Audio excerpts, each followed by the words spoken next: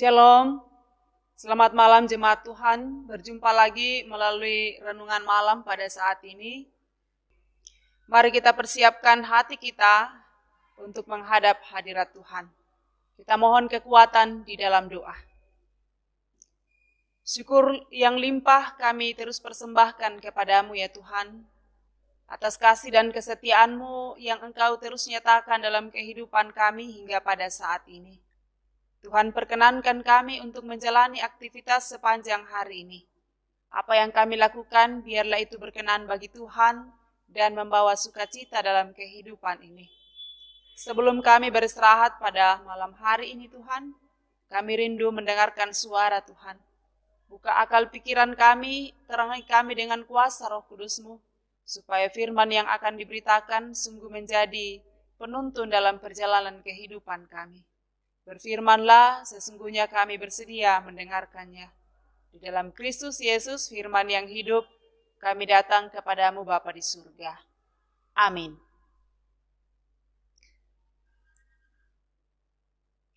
Kita akan bersama mendengarkan firman Tuhan dari kitab Wahyu pasal 21, ayat 22 sampai dengan ayat 27.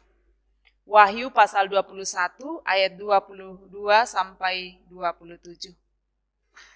Dan aku tidak melihat bait suci di dalamnya, sebab Allah Tuhan yang Maha Kuasa adalah bait sucinya.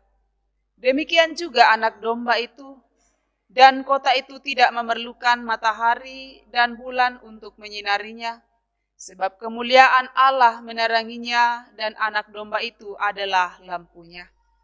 Dan bangsa-bangsa akan berjalan di dalam cahayanya, dan raja-raja di bumi membawa kekayaan mereka kepadanya. Dan pintu-pintu gerbangnya tidak akan ditutup pada siang hari, sebab malam tidak akan ada lagi di sana. Dan kekayaan dan hormat bangsa-bangsa akan dibawa kepadanya.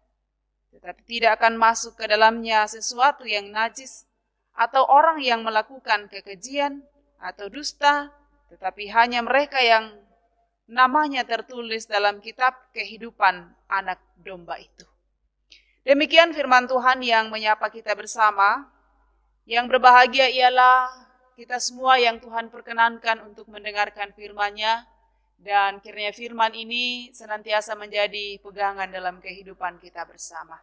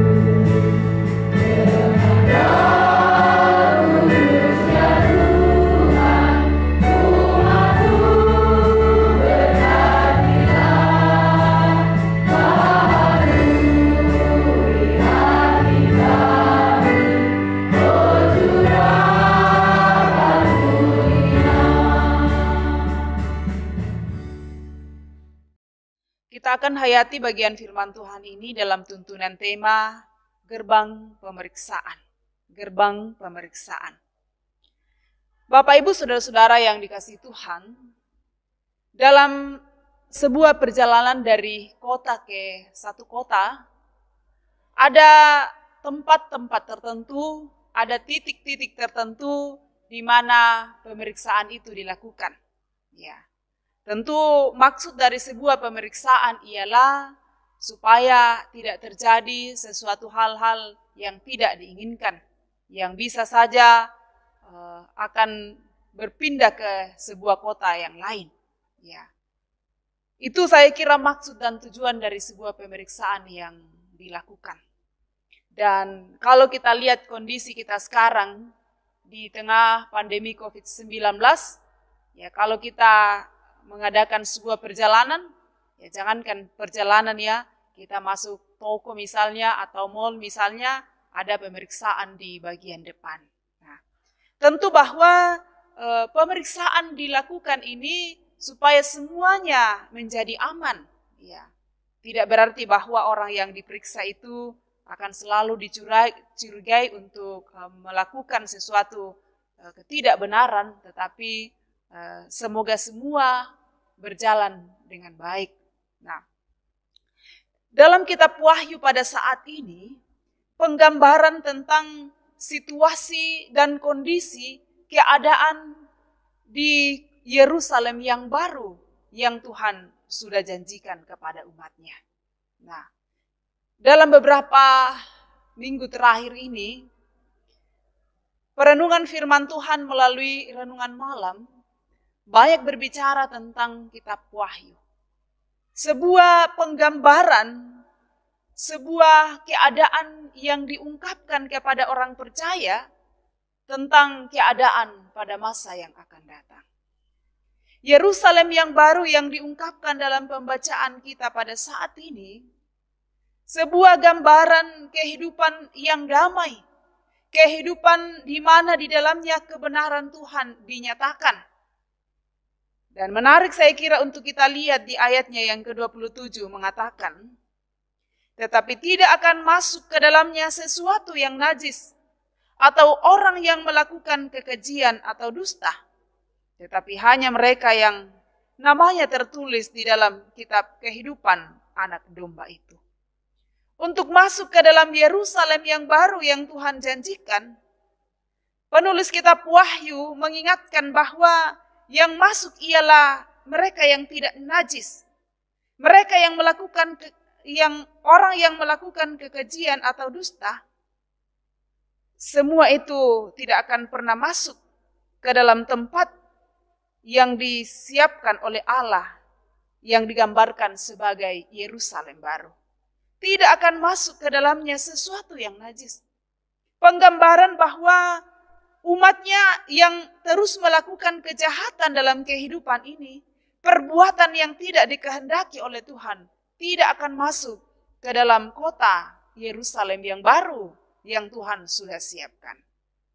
Ya, dan kalau kita kaitkan dengan kisah perjalanan kehidupan kita bersama, kalau dalam sebuah perjalanan ada pemeriksaan, pun nantinya seperti yang dituliskan dalam pembacaan kita ini, terus mengingatkan kita bahwa yang akan masuk ke dalam kota Yerusalem yang digambarkan dalam pembacaan ini ialah mereka yang hidupnya tidak najis. Nah, sejauh mana kita menyikapi kehidupan ini dengan benar dan menjauhkan diri dari hal-hal yang tidak dikehendaki oleh Tuhan. Sejauh mana kita melakukan hal-hal yang Tuhan kehendaki.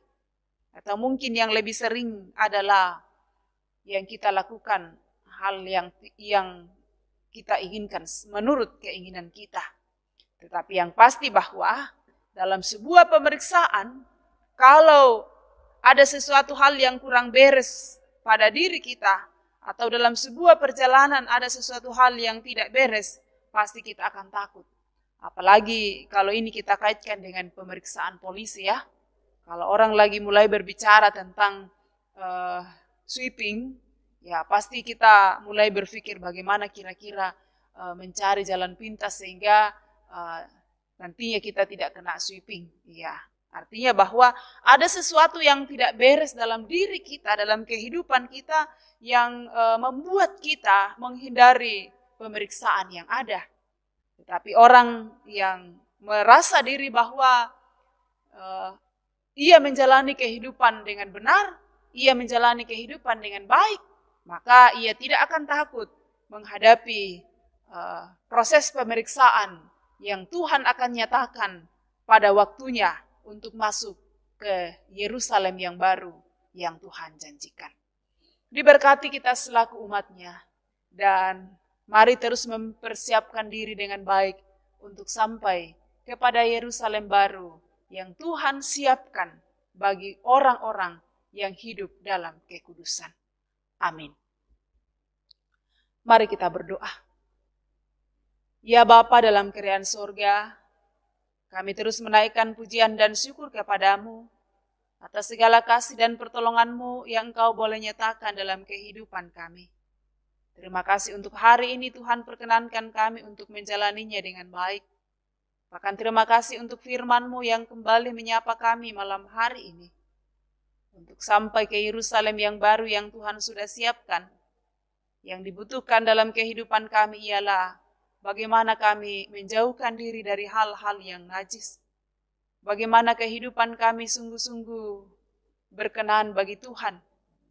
Dan biarlah firman-Mu yang telah kami dengarkan bersama malam hari ini terus menjadi penuntun bagi kehidupan kami.